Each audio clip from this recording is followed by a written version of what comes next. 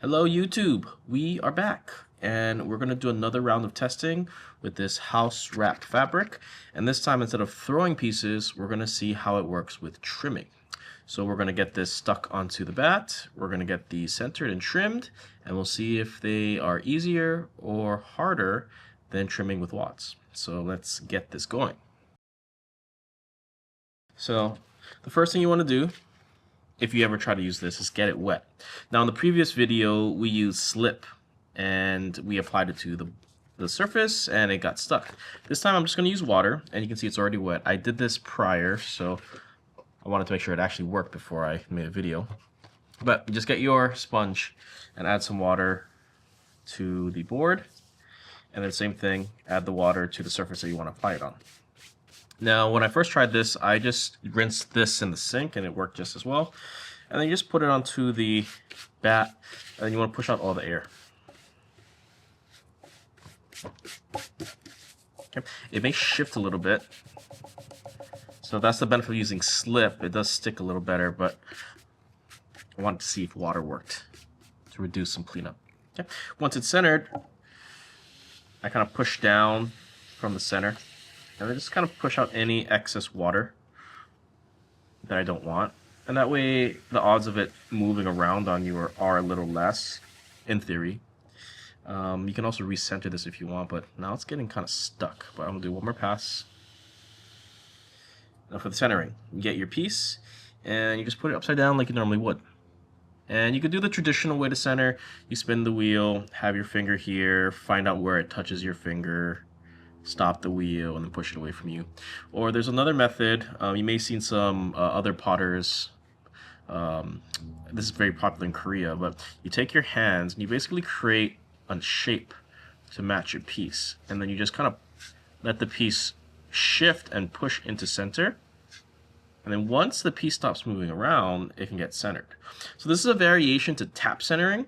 The reason why I don't want to tap center is because it's wet, it's tacky. It's going to get stuck and it's hard to move, and it might shift the paper. But by push centering, I got this pretty centered fairly quickly.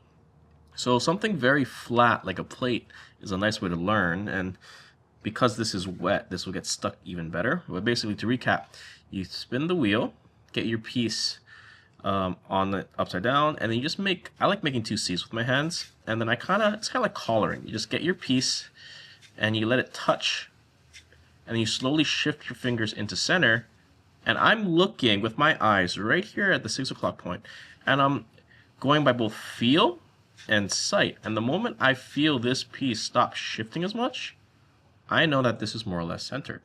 So I can make a more detailed video about push centering if you want later on, so let me know in the comments if you want to see that. But anyway, this is not about push centering. This is about testing out the fabric and centering and trimming on it. Okay.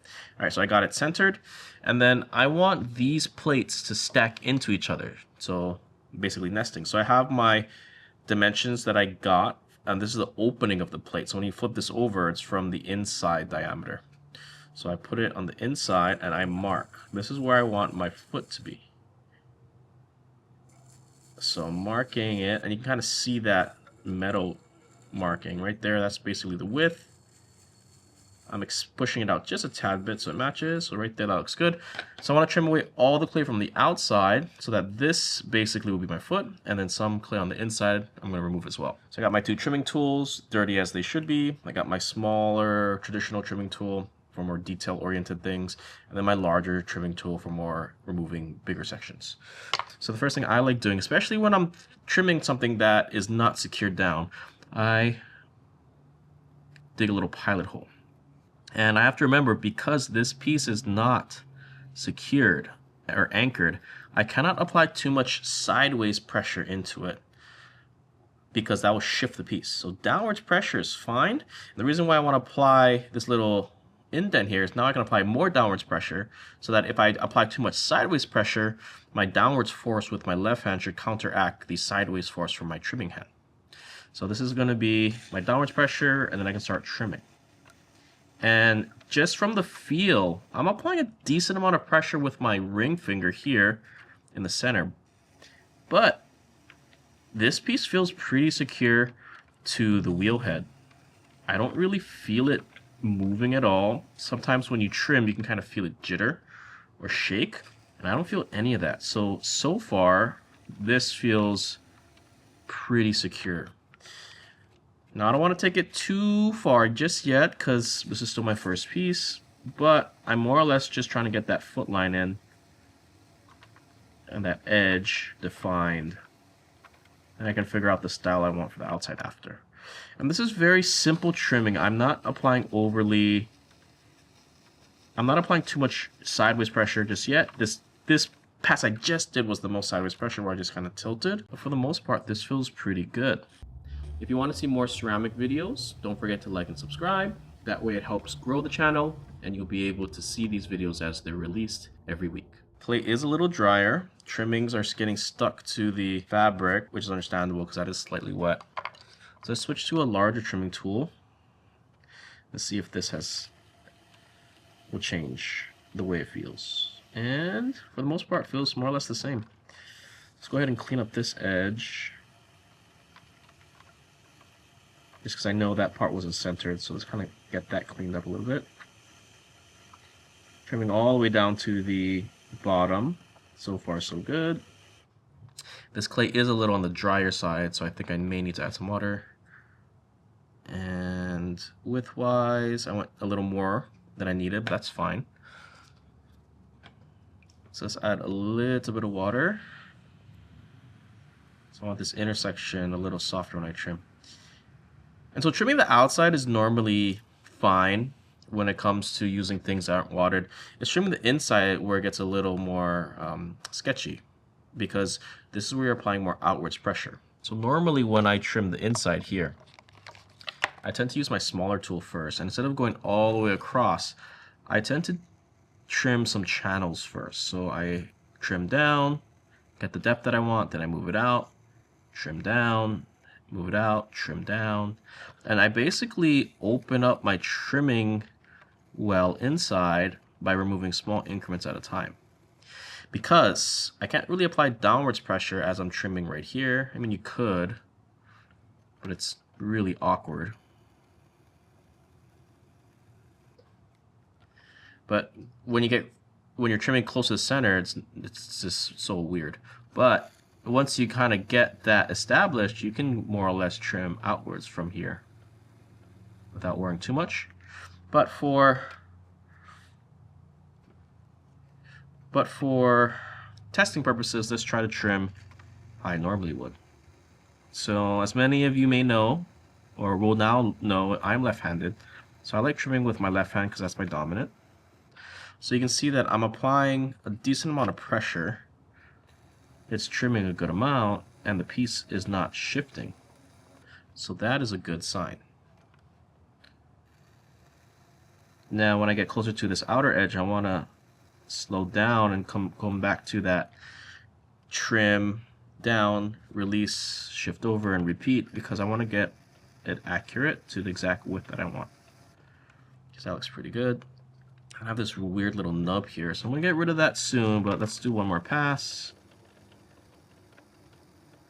And the way I'm trimming now versus the way I trim without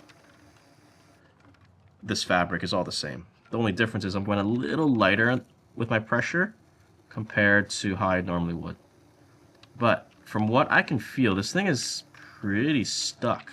So I'm getting closer and closer to how I normally would trim. Let's get rid of this weird little nub that was created. So now my right hand I'm trimming with. So for all you righties out there, you can see I'm more or less trimming like how you would. Spinning the wheel fairly fast, moving my trimming tool pretty fast, and no budging, no moving. This thing is solid. All right, let's switch to the larger tool, going back to my left hand. Now this tool tends to gouge the clay, especially when I'm doing larger passes and applying more pressure. This would be a good test to see how secure the piece is. And so far, seems pretty secure. This middle section's still a little high, so let's go ahead and remove that a little bit, even it out. It's like anything else I throw, I want it slightly domed. So this is the high, it slopes down towards the bottom. This height here should more or less match the outside height here. So I might need to lower that a little bit. But this inside's pretty good.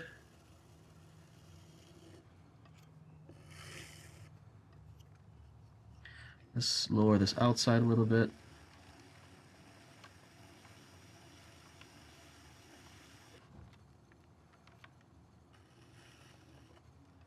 And I'm not making any fancy feet.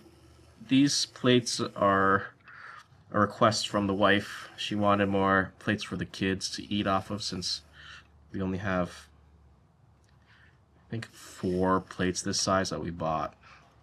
And she was like, why do we buy this when you can make it yourself? And then she said, oh wait, I'm buying it because you don't make things for us. So here is me trying to be a better husband and partner so I can make her things for the kids. And the funny thing is, as she sees it, she's going to be like, oh, you should sell this so we can make more money because, you know, kids are expensive. So never any winning, right? Yeah. Anyway, things look pretty good. Let's go ahead and smooth things out.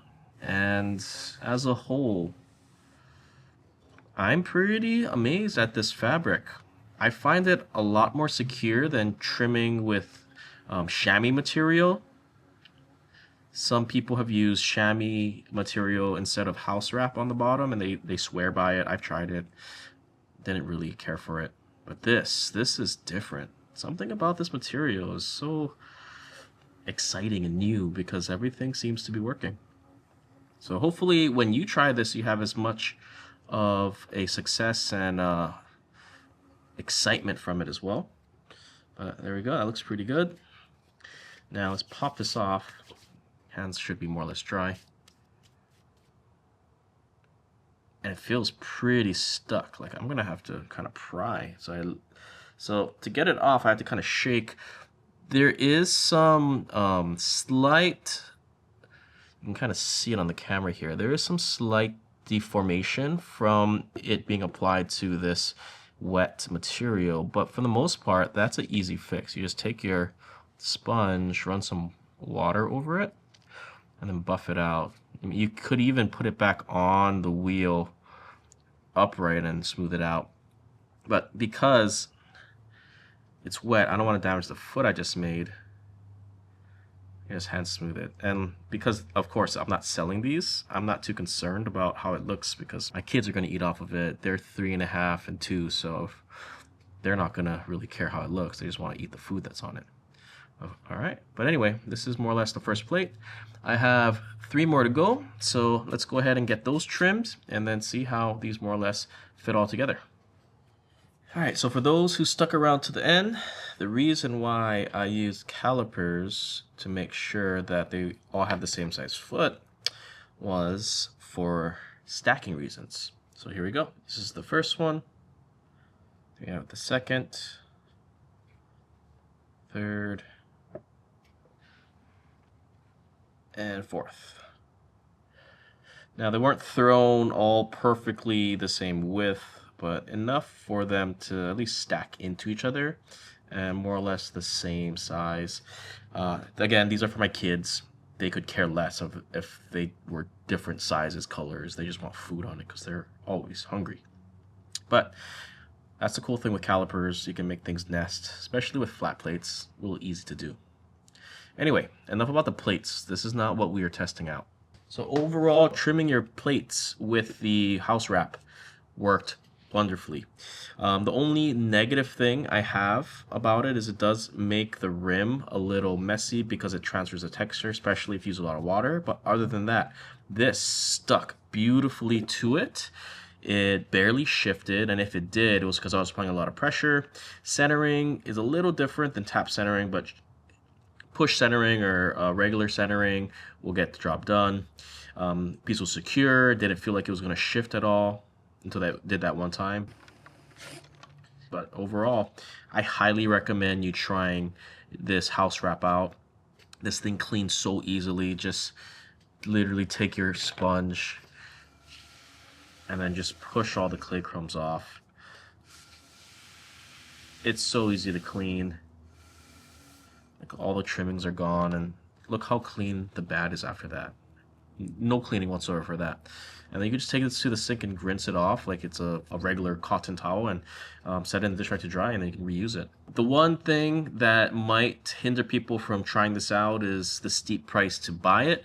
It's about $40 to buy a huge roll of it, and the odds of you needing a huge roll are next to zero.